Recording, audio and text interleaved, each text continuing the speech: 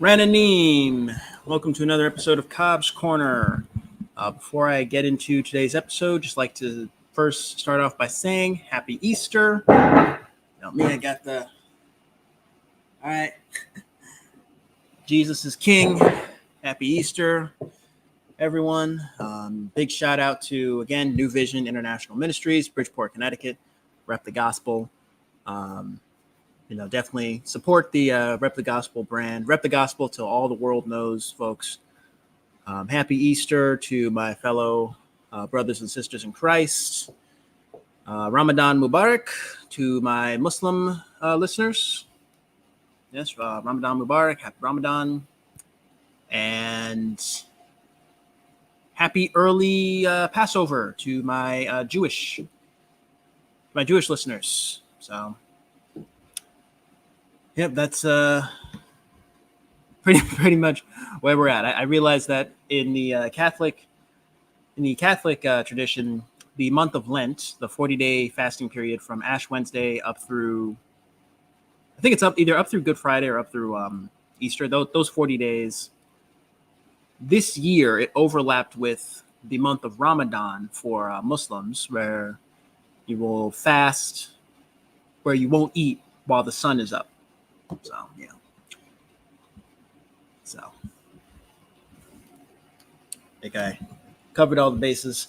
On today's episode of Talk Time, we'll be discussing the passing of Louis Gossett Jr., along with Star Wars The Acolyte, Bad Boys Ride or Die, and Ghostbusters Frozen Empire. So, thank you for tuning in, and don't go anywhere. So, first off, Louis Gossett Jr., not gonna hold you, I had not heard of this man before a couple days ago. He died at the age of 87.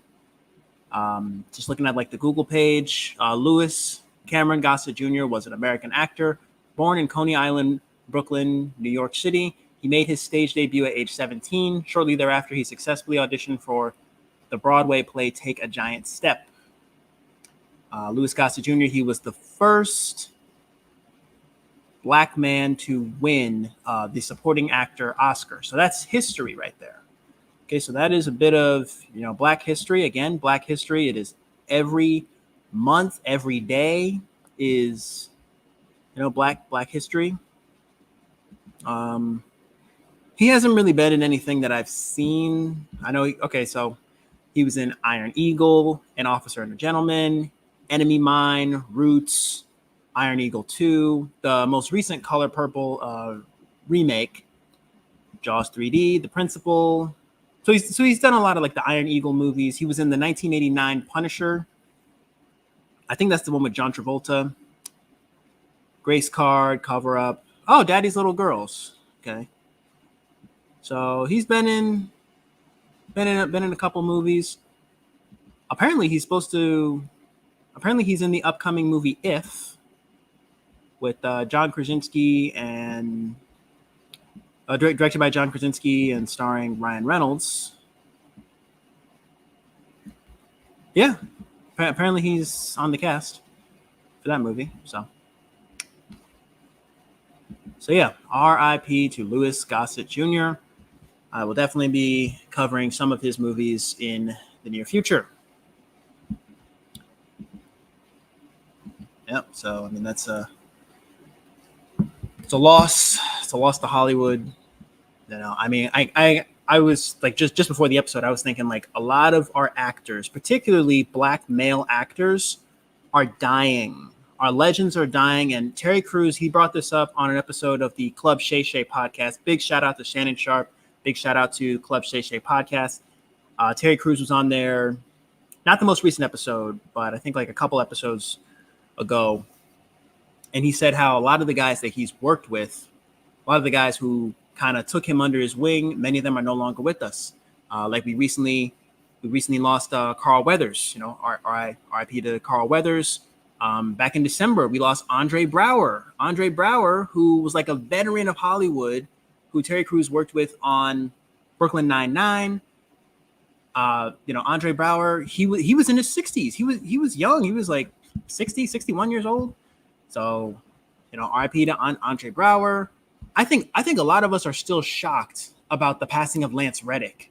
I mean, Lance Reddick, I know him from the John Wick franchise, but I know he also had the role on The Wire.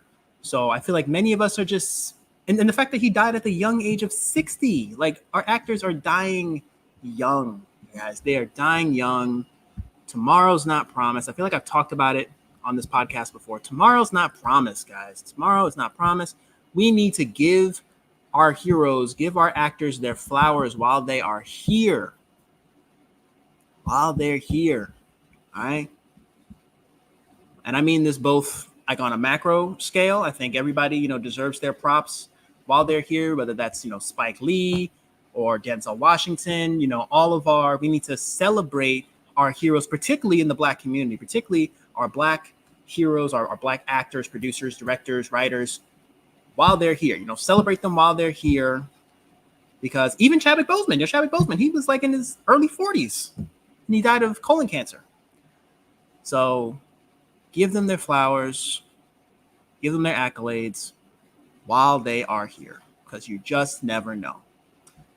Michael Clark Duncan, I know him he was in Welcome Home, Roscoe Jenkins. He was also in Armageddon.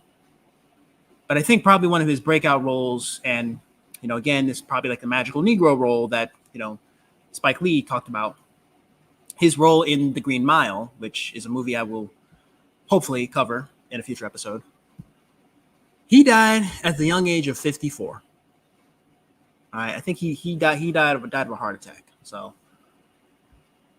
I'm not gonna, go down the conspiracy theory rabbit hole or anything, but it seems like our Black actors are dying. Our legends are dying, and they're dying younger than ever. So they're dying, or we got actors contracting dementia at younger ages now. Pray for Jack Nicholson. Jack Nicholson, he's in his 80s. Actually, I will be reviewing Chinatown in a future episode, so stay tuned for that with the AFI series. And also One Flew Over the Cuckoo's Nest. I'll be reviewing both of those movies in a future episode.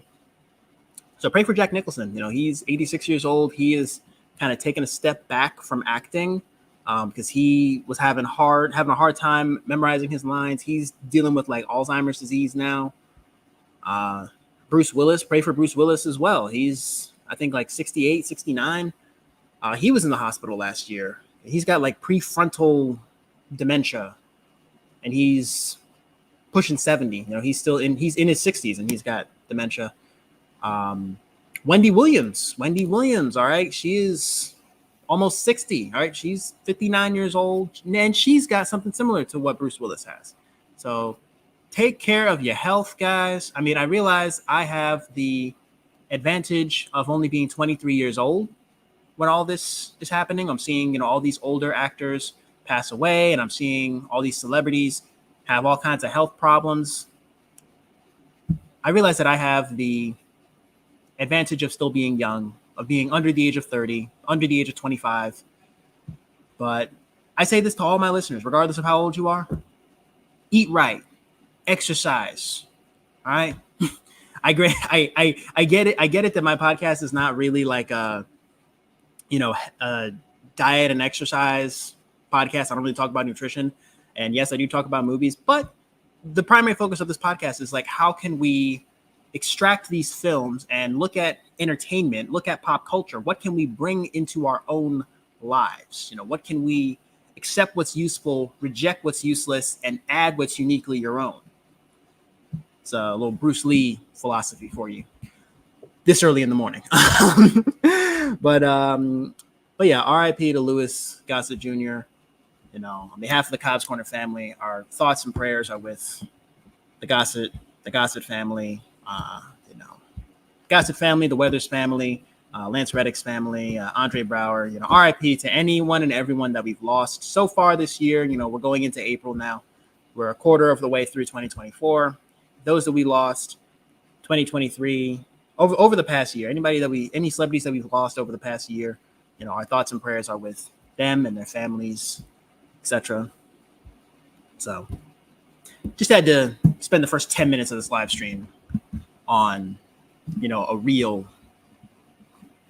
kind of a serious note, before we really get into the fun, the nerd culture and the pop culture and entertainment, So that's that. Since we last spoke, Star Wars has dropped a trailer for The Acolyte. All right. The Acolyte will be premiering June 4th. June the 4th. So I got something to look forward to when I go back to the States. If I got something to look forward to this summer, I'm just reading the IMDb page. Star Wars The Acolyte is a Star Wars series that takes viewers into a galaxy of shadowy secrets and emerging dark side powers in the final days of the High Republic era. The cast for this series, we've got Amandla Stenberg.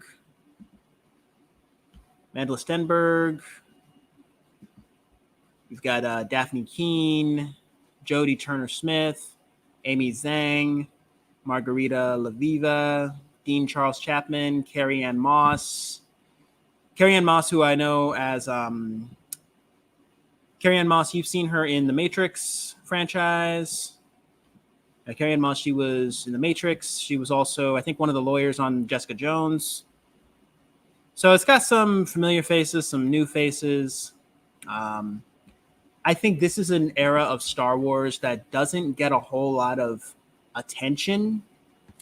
And I think this, because of the High Republic era, I think this movie takes place, I forget exactly how many years, like in the official canon, but the High Republic era is like pre-Phantom Menace. It's like when the Jedi were at the height of their power, and they essentially didn't see the growing threat of the dark side. Like they were the High Republic. And, I've never played Knights of the Old Republic, but there was like the High Republic, the Old Republic, and then eventually the Galactic Republic. And then that's where like the Phantom Menace kind of picks up. So I'm liking that we're exploring different eras of Star Wars, and we're going places through these series that maybe the movies couldn't go. Like I think that with these miniseries, these limited series, you can go places that they weren't able to go with a 2-hour movie. So I've said it before and I'll say it again. I liked the Book of Boba Fett. And I like the way that they set it up at the end of season 2 of The Mandalorian was a teaser for the Book of Boba Fett. Tamora Morrison, Ming-Na Wen, they were amazing in those roles. Book of Boba Fett, Mandalorian, Obi-Wan Kenobi as well. I really enjoyed the Ahsoka series, but I'm glad that with the Acolyte, like I don't think we've really seen that much. Like maybe in an episode of like Clone Wars, maybe in like flashback sequences, and I'm not 100% up to date on like Star Wars animation. Like I know there was Bad Batch. It's like there's a couple seasons of the Bad Batch now, and like I remember Star Wars Rebels, Clone Wars. And, that's all on Disney Plus. But as far as like Star Wars live action, we haven't really gotten a window into this time period pre-Phantom Menace. So I'm interested to see where they go. I'm interested to see what kind of themes they're able to bring into this new show. Like probably themes of like power, corruption. I mean, just taking a look at the trailer, I mean, and the show is created by Leslie Headland. She's a writer, director, and producer. She's known for being a producer on the 2012 film Bachelorette. She was a showrunner for the show Russian Doll. She was a writer on the 2014 comedy About Last Night. And she was a producer on the 2015 film Sleeping with Other People. Okay, so she's got some accolades to her name. Leslyn Headland.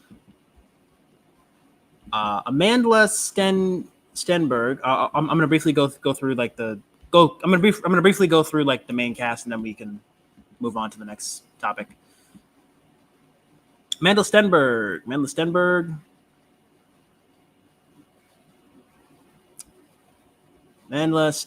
She was Rue. She was Rue in the Hunger Games. I guess that was my introduction to her. She was Rue in the Hunger Games. She was also Star Carter in The Hate You Give. Definitely check out The Hate You Give for those of you who have not yet watched that movie. So relevant of a movie, with her, and I think KJ Apa was in that movie as well. She was Maddie in the movie the 2017 movie Everything. She played Sophie in Bodies. So she's an up-and-coming actress.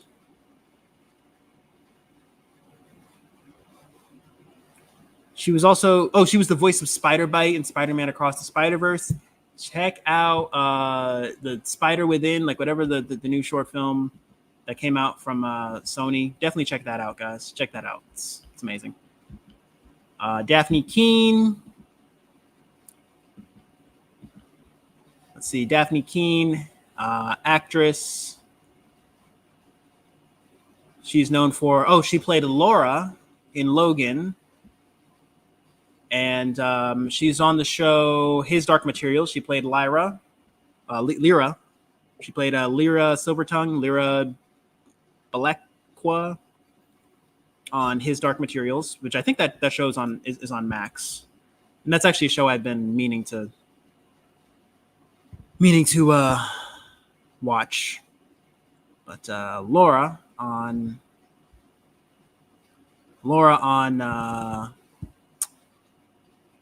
Logan, X23, right. She played X23 on the show Logan.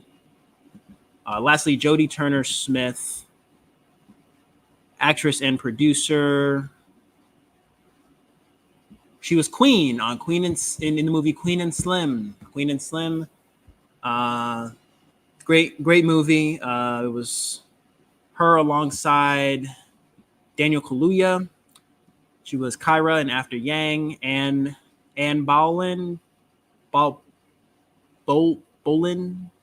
in the television miniseries of the same name. She was Sergeant Azima Candy in the Last Ship series from 2017. She was in Murder Mystery 2, Sex Education, The Independent, White Noise. So she's got some accolades to her name as well. I will for sure be checking out The Acolyte when it hits Disney Plus on June the 4th. And I think it's supposed to be like a new episode every week, which I personally prefer that. I prefer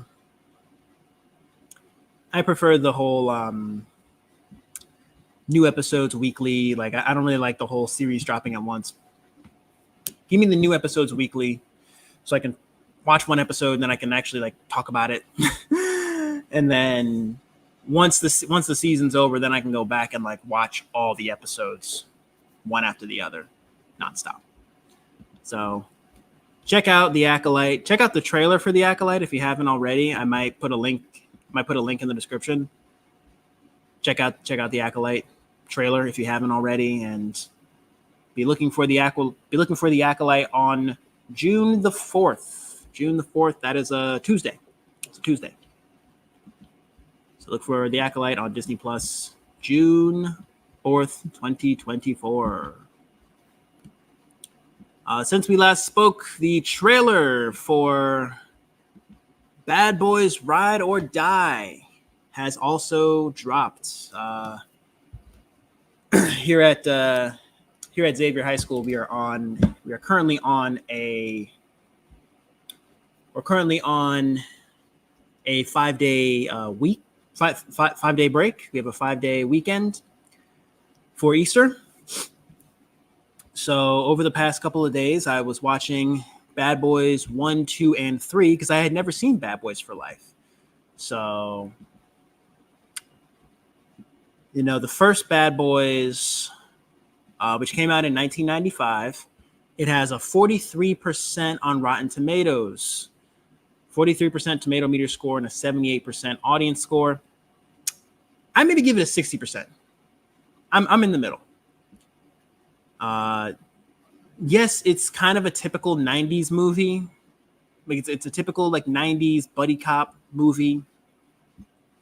Also Michael Bay movie, so of course there's explosions all over the place. And critics' consensus: Bad Boys stars Will Smith and Martin Lawrence have enjoyable chemistry. Unfortunately, director Michael Bay too often drowns it out with set pieces and explosions in place of an actual story.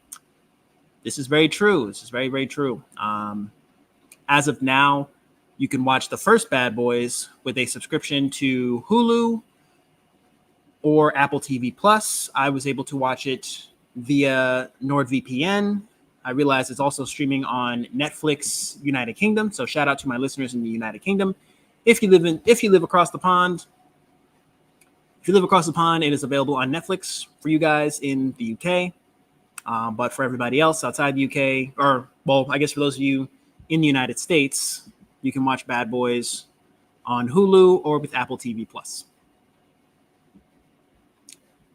Yeah, I think the first Bad Boys, it's a fun movie, I guess, but I do think that the dialogue and the pacing, like the script and the pacing were a bit off at times, a bit hard to follow. Yeah, the story is a bit hard to follow at times for the first one. And like I said, it is like a typical 90s movie. I mean, the movie did come out in 1995, and it's also directed by Michael Bay. So it's a 90s action film.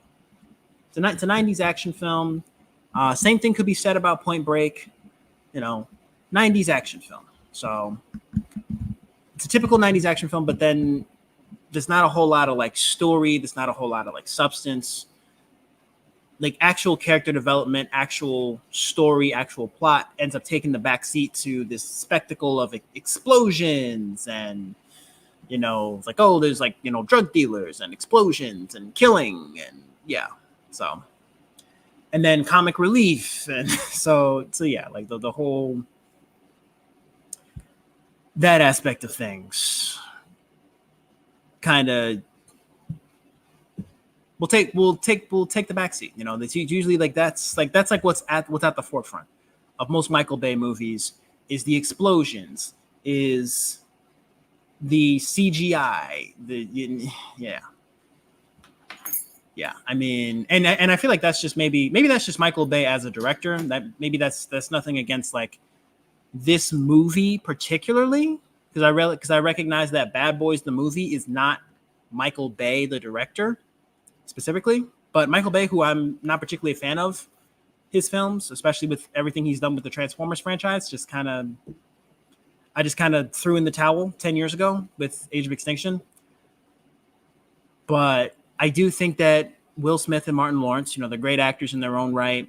And yeah, I'm with the critics that yes, it did have, like, yes, the two of them, they do have some pretty good moments on camera. They do have some pretty nice chemistry. The two of them, it's a buddy cop film. So yeah, the two of them, Martin Lawrence, him playing the family man, who's got people to look after. He's the more like level-headed guy. And then there's Mike Lowry, Will Smith's character, who's the playboy, the bachelor, who's a bit more erratic. And so I do like the way that they played off each other. I think that's that's like the redeeming quality of the first Bad Boys film was just it's like, okay, we get some nice moments with Will Smith and Martin Lawrence in spite of the kind of half-done plot and the almost predictable third act, predictable ending,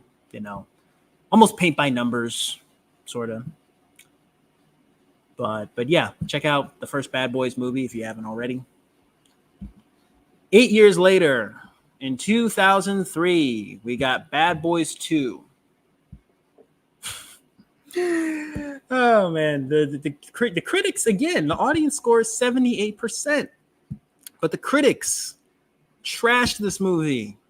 All right, 23% on Rotten Tomatoes, and it has like the shortest critics consensus. 2.5 hours of explosions and witless banter. Watch Bad Boys 2 with a subscription on Hulu, and you can rent it or buy it on Vudu, Apple TV, or Prime Video. Yeah, this movie, I don't know. I kind of thought that Bad Boys 2 was a bit better. I thought it was like a little bit better than the first Bad Boys. I mean, it does cross the 2-hour mark. It's like a half an hour longer. Like the first Bad Boys is an hour and 58 minutes. Bad Boys 2 is 2 hours 26 minutes. I thought, again, Martin Lawrence and Will Smith, they are the driving force of that movie, and just their on-screen chemistry, their comedic timing, and then, you know, not to give away too much, but there's that one crucial moment at the end of the second act where, you know, the bad guys have now made it personal for Martin Lawrence's character, and just that scene where like the two of them, they are just sitting in like the conference room, and just Will Smith's delivery of like, you know, we ride together, we die together, bad boys for life.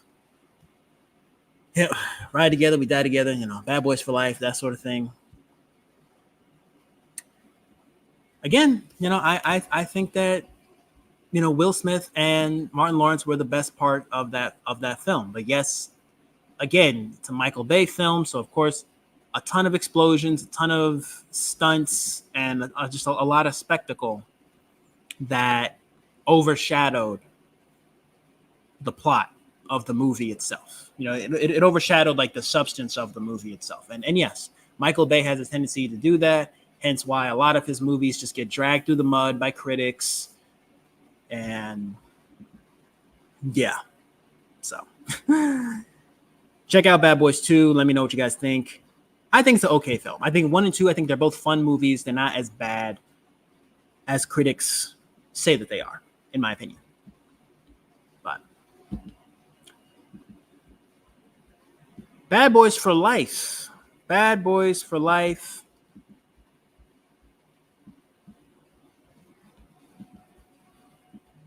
Bad Boys for Life was not directed by Michael Bay. The Bad Boys for Life, it was not directed by Michael Bay. Bad Boys for Life is also streaming on Netflix United Kingdom. 76%. It's certified fresh on Rotten Tomatoes. It's the only Bad Boys movie that is certified fresh on Rotten Tomatoes. It came out January 17th, 2020. 76% on Rotten Tomatoes. The tomato meter score, 96% audience score. I probably would have given it a 90%. 85. Maybe 80, 85%. Yeah, 85%. Yeah, you know. Critics' consensus, loaded up with action and a double helping of leading man charisma. Bad Boys for Life reinvigorates the long dormant franchise by playing squarely to its strengths. I couldn't have said it better myself. We get some really like heartfelt and like emotional moments, while also giving us that same action, that same like buddy cop magic from the first two movies. I think maybe getting Michael Bay out of the director's chair and then instead going with directors Adil El Arbi and Bilal Fallah, and Will Smith actually being a producer on the film alongside Doug Belgrad and Jerry Bruckheimer, who were the producer duo that worked on Bad Boys 1 and 2. So they came back as producers on Bad Boys for Life. I think that, yeah. I think the movie was better because it didn't have Michael Bay as the director, and Will Smith and Martin Lawrence really got to shine. They really got to show the range that they have as actors.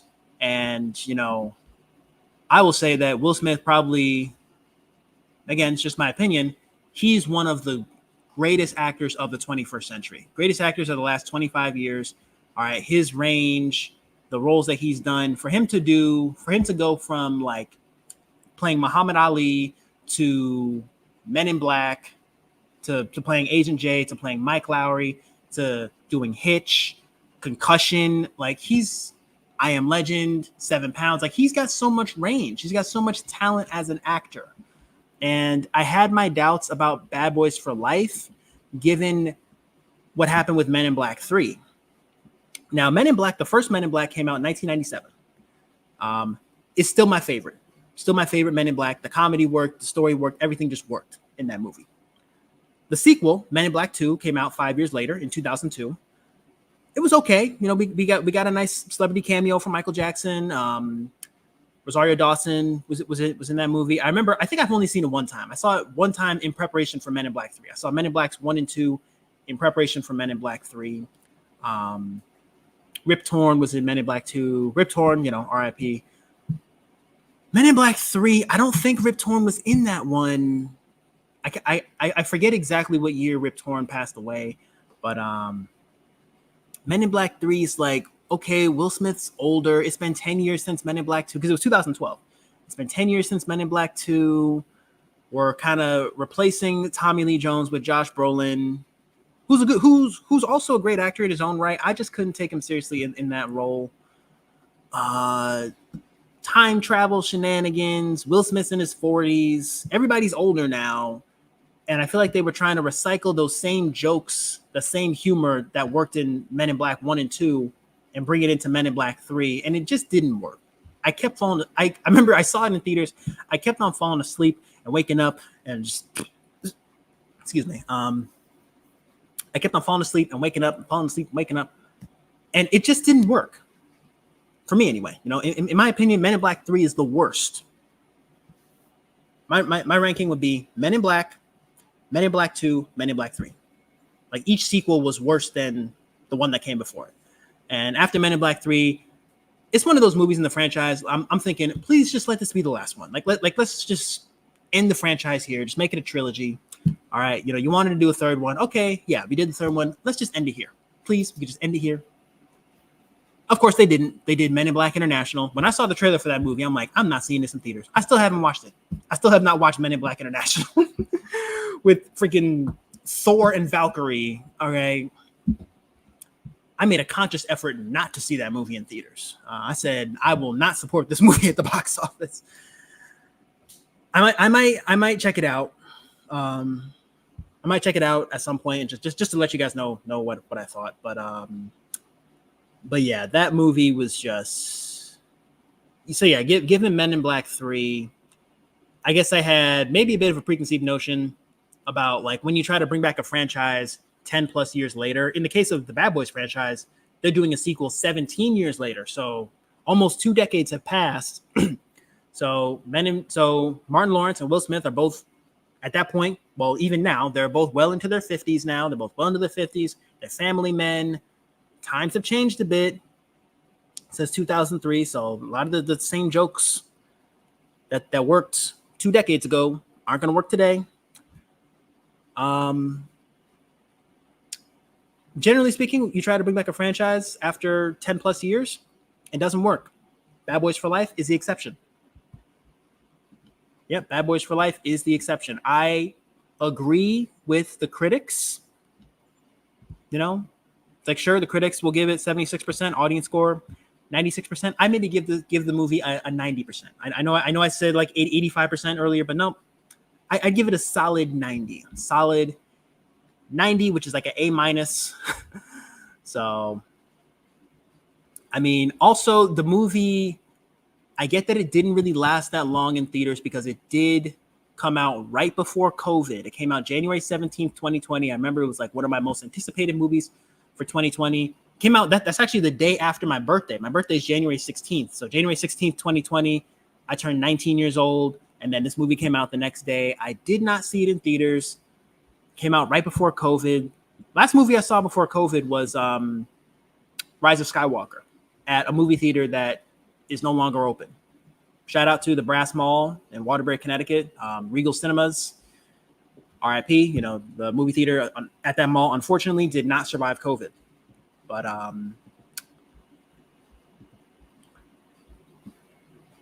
But yeah, you know, getting this movie They brought in Vanessa Hudgens, Jacob Specio, Alexander Ludwig. So they brought in some new blood, as well as bringing back the old blood. The movie's longer than the first one, but shorter than the second one. Its runtime is 2 hours, 4 minutes, just over 2 hours. Box office made $204.3 million. It was released on streaming services March 31st. So again, the movie had hit theaters, and then like 2 months later, we all know what happened. March 2020. I'm not gonna waste time going into excessive detail on that. And I know we all have our own like personal testimonies about that time period, but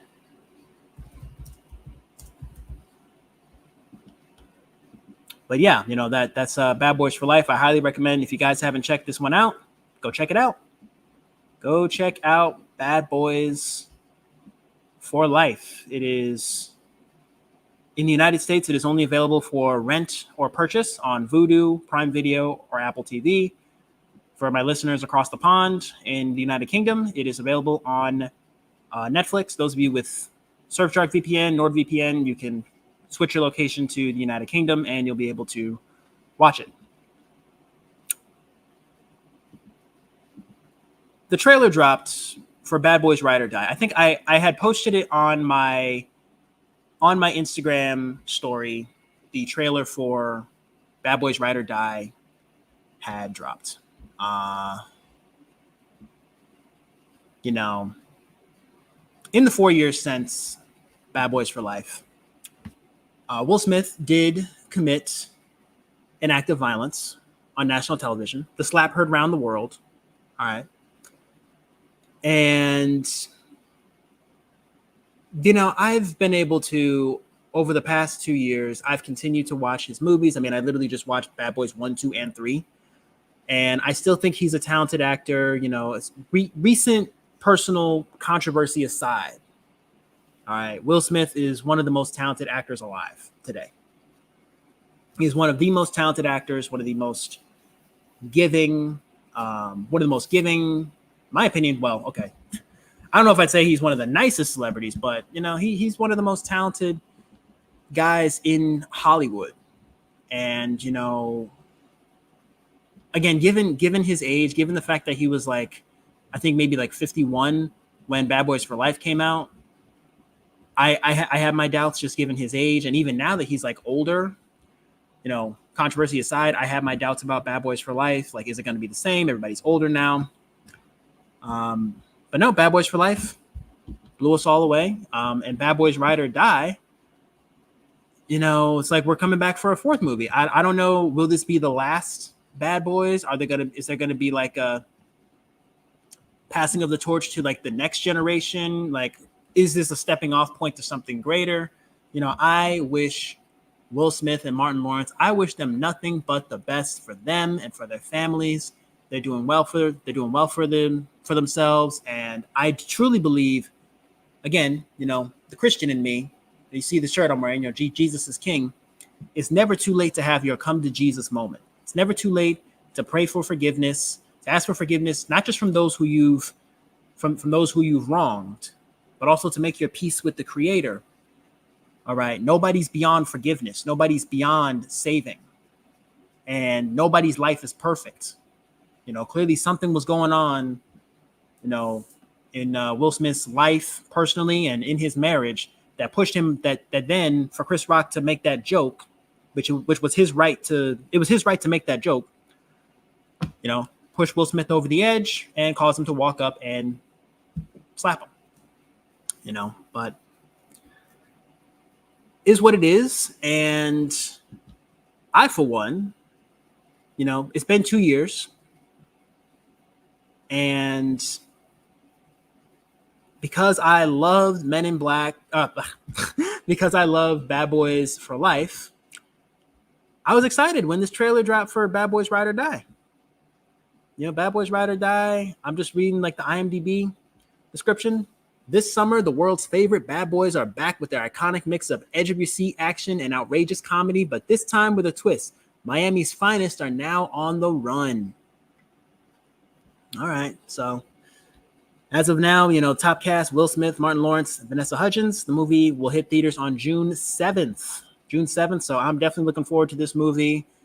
Like I said, the Bad Boys, as of now, Bad Boys trilogy. It's a trilogy as of now. Bad Boys, Bad Boys 2, and then Bad Boys for Life. All three of those movies are great. Okay, not all three of them are great, but yeah, these are good. These are good films. I enjoyed all three of them. Columbia Pictures is celebrating 100 years. 100 years. Okay, Columbia Pictures. Big shout out to Columbia Pictures. Centennial year 2024. It comes out June 7th, 2024 worldwide. We got Vanessa Hudgens, Eric Dane, Alexander Ludwig, Paola Nunez reprising her role. So we got Jerry Bruckheimer and Doug Belgrad as producers, alongside Will Smith and Chad Oman. Written by Chris Bremner, directed by Adil El Arbi and Bilal Fallah. So I think that this is definitely going to be a success. Now, granted, I think there are maybe some toxic fans out there who, given Will Smith's slapping Chris Rock, there's probably some folks who are going to boycott this film, who are not going to see it, and I'm not a part of that camp.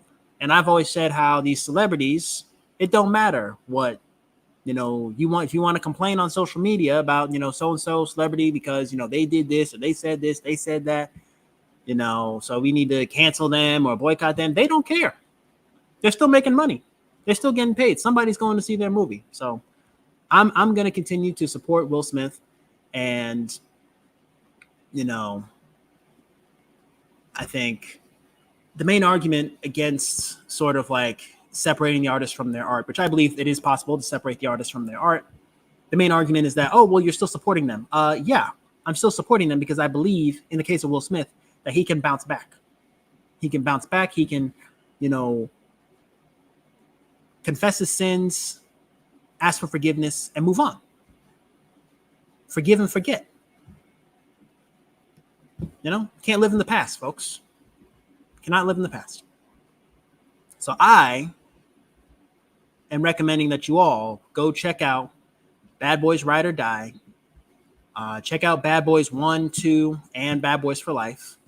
Check out all three of them. Let me know what you guys think in the comments below. I actually want to hear from you guys. Like, are you guys going to go see Bad Boys Ride or Die? Yes or no? The conversation continues in the comments and on social media. So with the time we have left, I'm going to talk briefly about the Ghostbusters franchise. Now, the Ghostbusters franchise, it's funny, Ghostbusters actually turns 40 this year. The first Ghostbusters came out in 1984. It has a 95% on Rotten Tomatoes, 95% tomato meter score, 88% audience score. It's a sci-fi comedy fantasy film. The critics' consensus: an infectiously fun blend of special effects and comedy, with Bill Murray's hilarious deadpan performance leading a cast of great comic turns. You can watch this movie on Hulu. You can also rent it or purchase it on Vudu, Apple TV, or Prime Video. Now, this movie's before my time, and it was produced and directed by Ivan Reitman, and written by Dan Aykroyd along with the late Harold Ramis. Again, Columbia Pictures, celebrating 100 years. And yeah, I mean, the first one is a classic. First one's a classic. They do misquote the Bible. They say Revelation 7:12 and talking about the end times and the judgment day. So some biblical parallels to the movie, but overall, I think it's just a solid comedy film, a timeless classic. All right, check out. So it hit theaters. Its release date, June 8th, 1984. So June 8th of this year, the movie turns 40. Yeah. And then I guess there was a re-release in 2014 for the 30th anniversary, but the movie turns 40 this year. So I don't know if it's going to be back in theaters for like one night only or two nights only, but definitely go and check out Ghostbusters if you have not already. It is a classic. Ghostbusters 2 came out in 1989. Okay, this one, I'm kind of with the critics on this one. The critics gave it 55% on Rotten Tomatoes. The audience score is 61%, so it's not certified fresh. The critics' consensus: thanks to the cast, Ghostbusters 2 is reasonably amusing, but it lacks the charm, wit, and energy of its predecessor. I agree. It's that common trope of like the sequel is never quite as good as the original. Again, Ghostbusters 2, you can watch it on Hulu, you can rent it or buy it on Apple TV, which is what I did, Prime Video, or Vudu. Yeah, that one, it's nobody's fault, but it's just one of those sequels that's just not as good as the original. I mean, the original is just such a classic, some of Bill Murray's finest work. When I think of Bill Murray, I think of Ghostbusters and Groundhog Day are probably two of his best movies. And he actually worked with Harold Ramis was actually working behind the scenes on both those films. Harold Ramis, he directed Groundhog Day. So check out my episode that I did on Groundhog Day. I'll probably link to it in the description below, or I'll probably like have a pop up at the end of this video or whatever. So check out my review of Groundhog Day, and then also the first Ghostbusters. So Ghostbusters 2, it's like, okay, so we got the same cast members, so it's not total garbage, but yeah, it's just one of those things where like the sequel is not all that great. It doesn't have the same humor. And sure, like the original cast, they come back and you can tell they're trying, It's like, this movie, I guess it takes place 5 years after the first Ghostbusters, and it also came out 5 years after the first Ghostbusters. First Ghostbusters was 1984. Ghostbusters 2 was 1989. So this is, 35 years ago? Yeah, 35 years ago. Math. Rick Moranis, who I think took a break from acting for a while and recently came back like a few years ago. So check out Ghostbusters 2. Not as good as Ghostbusters 1. Ghostbusters remake. Yikes. Surprisingly has 74% on Rotten Tomatoes. Why? 49% audience score. I'm with the audience on this one. Ghostbusters, now I'm personally not the biggest fan of remakes. I think not everything's got to be redone and reinvented every 10 years. But Ghostbusters with the women, Ghostbusters, now critics' consensus. Ghostbusters does an impressive job of standing on its own as a freewheeling, marvelously cast supernatural comedy, even if it can't help but pale somewhat in comparison with the classic original. Okay, yes, it does pale in comparison to the original, but I don't know. I just think that movie, like the villain was like half done. It's just one of those like quick cash grabs for Hollywood. And, Melissa McCarthy, Kristen Wiig, Leslie Jones, and Kate McKinnon. So a bunch of women from Saturday Night Live. And I don't know, like it's just one of those movies that I feel like we would have been fine without. And they tried to they made Chris Hemsworth this like bimbo, this like really buff guy who's also really like just dumb. And dare I say that was Chris Hemsworth's worst movie, his worst role. I don't know. I just feel like they were like recycling like the same tropes from the first movie, and we have cameos from the original cast members. I don't know. It's just one of those movies where like you just watch it start to finish. I'm like, what did I just watch? It's like, why does this movie exist? Huh?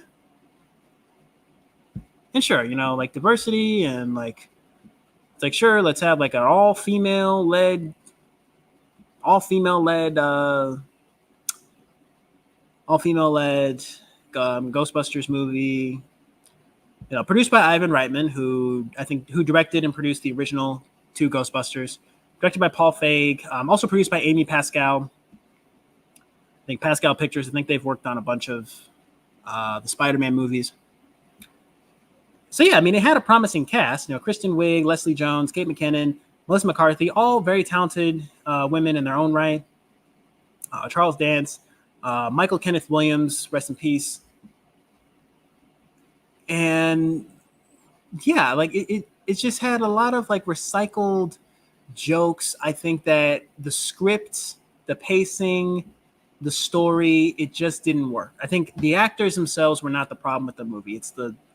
It's the lines that they were given. It's the story that just didn't work out. Just one of those movies that just didn't work out and probably didn't need to be made to begin with.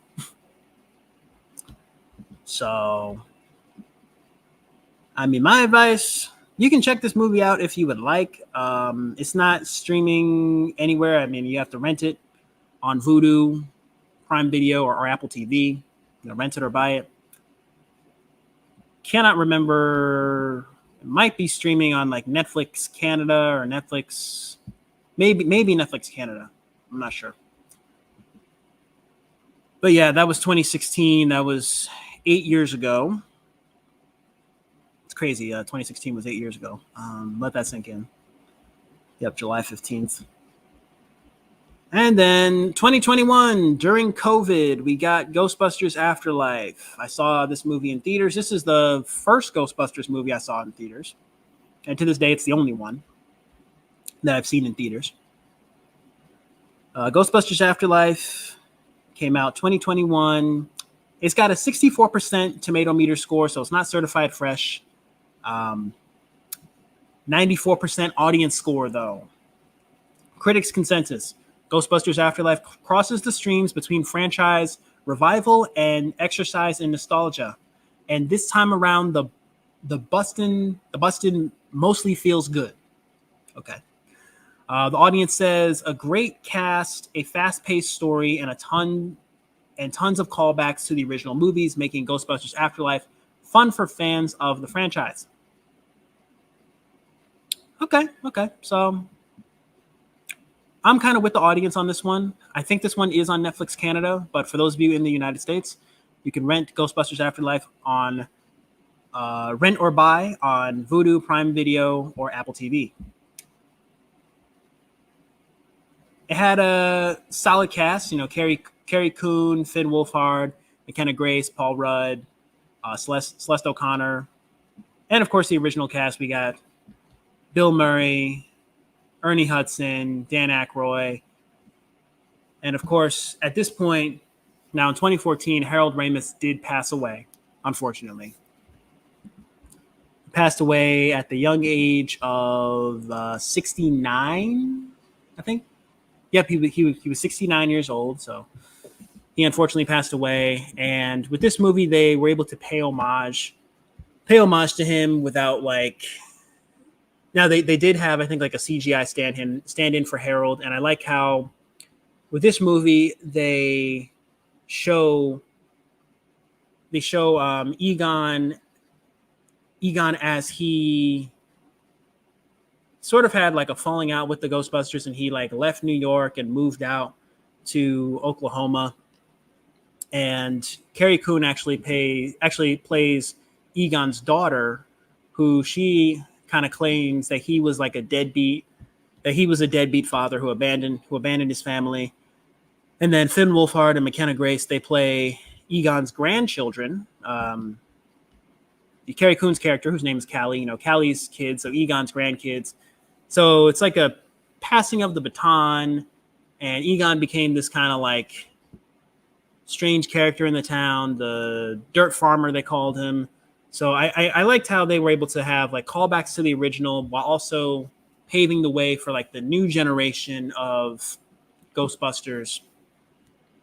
And it was that perfect mix of nostalgia, nostalgia for like the old franchise, while also paving the way for like the new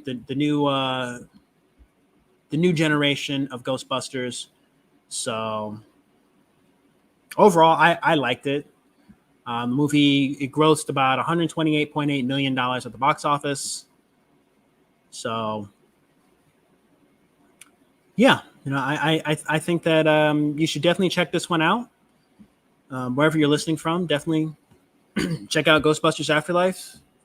Good, it's a good movie. I won't say it's great. It's not the original. It's not the original Ghostbusters. But it's still a good movie nonetheless. Paul Rudd is very, very entertaining in this movie. Paul Rudd just being himself. I'm with the audience. 94%. Okay. Yep. No, give it a 94%.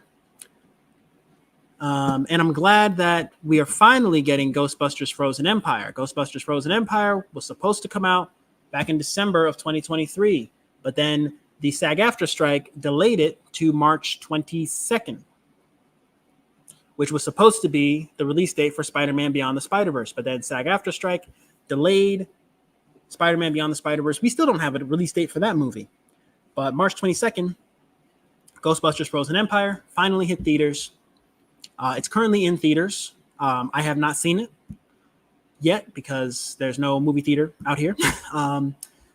So far, critics are being a little harsh. 44%. Critics' consensus: Frozen Empire offers a certain amount of nostalgia-fueled fun for fans of the original, but a crowded cast and surprisingly serious tone prevent this sequel from truly sparking. The audience give it an 84%. The audience says that Ghostbusters Frozen Empire has plenty of nostalgia for longtime fans, as well as fun, multi-generational action for younger audiences to enjoy. All right, so yeah, Ghostbusters Frozen Empire, it's currently in theaters. Produced by Jason Reitman, Ivan Reitman's son. We brought in Kumail Nanjiani, Patton Oswalt, Finn Wolfhard, McKenna Grace, Paul Rudd, Carrie Coon. They reprise their roles. We get the original cast. They come back. So let me know what you guys think about Ghostbusters Frozen Empire. It was one of my picks for Fantasy Movie League 2023. It is not a pick of mine for 2024. I decided not to pick it this year. The only pick that I've had so far that's come out as of the release, as of the recording of this podcast, is Bob Marley One Love, which even that one's got kind of average reviews. Got mixed reviews, mixed reactions from critics and audiences alike. Let me know what you guys think about both Ghostbusters Frozen Empire.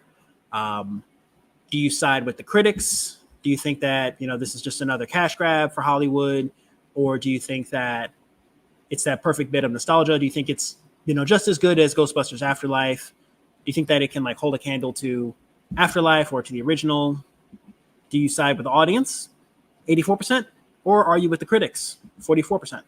Let me know in the comments below. The next movie